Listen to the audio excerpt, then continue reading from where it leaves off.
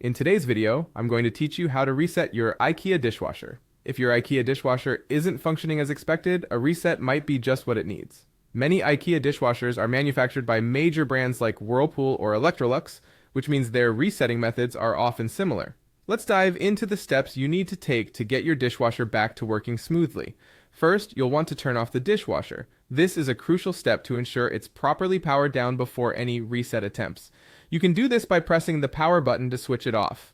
Once off, wait for about 1 to 2 minutes. This ensures the device fully powers down, resetting any glitches or minor bugs. Now that the dishwasher is off, it's time to press the reset buttons. The way you reset your machine depends on its model. If you have a Whirlpool-made IKEA dishwasher, use this method. Press the buttons in the sequence of start cancel followed by drain off and then again start cancel.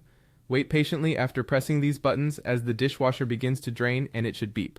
Once the lights stop flashing, congratulations, your dishwasher is reset. Alternatively, if you have an Electrolux or RENODLIG model, the reset process is slightly different but equally straightforward. Simply hold the start cancel button for 3 to 5 seconds. You'll hear a beep and see the display clear. To complete the reset, you must turn the dishwasher off and then on again, ensuring it's back to its default settings. With the reset button successfully pressed, it's time to turn your dishwasher back on. Press the power button to restart it. From here, you can select your preferred washing cycle and press Start to commence the cycle as usual. Hopefully, this step will have cleared up any issues you were experiencing. If, however, your dishwasher still won't cooperate, you can perform a hard reset. Unplugging the dishwasher or switching off the circuit breaker is essential here. Once this is done, wait for about 5 minutes. This waiting period ensures that all the electrical components have fully discharged and are ready to reboot.